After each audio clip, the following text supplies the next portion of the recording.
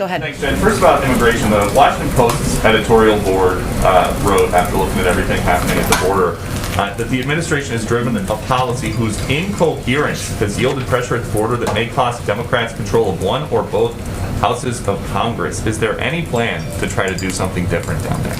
Well, let me give you an overview, a short overview, I promise, of some of the steps that we're taking, some of them that have been newly implemented over the last week or two, and I know there's been a lot of news going on. So there are a number, one is steps we are continuing to take under Title 42, lateral flights, which is a newer step that we have started to take, which is moving migrants from one part of the border to another where there might be more processing capability or facility capacity to expel migrants under Title 42. There are some higher traffic areas. That is one step we just started taking recently. We've also started initiating, as of last week, as of last Friday, expulsion flights into Mexico. The Department of Homeland Security started transporting certain families expelled under Title 42 by plane to the interior of Mexico. This is in order to attempt to cut down on recidivism and further spread of the Delta variant. Finally, the last piece that we've started implementing more recently is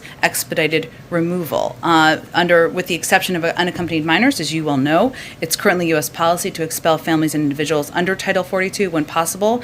However, under a variety of reasons, that is not always possible, and that's why expedited removal comes in. It allows an immigration official, generally a CPB official, to determine if a migrant is seeking protection or has an intent of applying for asylum. If they do, of course, they would go through the process. If they do not, this would allow for removal on a more rapid basis. Thank you. And then about what the votes in Congress and the next steps.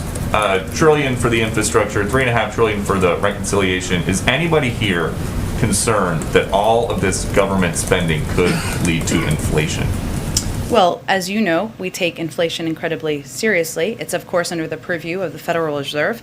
I would note that when we're talking about the budget reconciliation process, there are pay-fors put forward, including asking corporations and the highest, wealthiest individuals to pay a bit more, something broad swath, the vast majority of the American public supports. It's also in our interest to help pay for these vital investments. But I would note we take it seriously. We watch it closely. The Federal Reserve, who has the purview, has predicted or put out a forecast that we expect it to go up a bit this year. We've long anticipated that, but to come back down to normal levels next year. And those are the projections we follow. Last one, you talk about these vital investments in the infrastructure package. If it is so vital, then why is the president okay waiting for the House to take it up until reconciliation is done? Why not just ask Speaker Pelosi, we need to do this, these bridges are crumbling, people need clean drinking water now?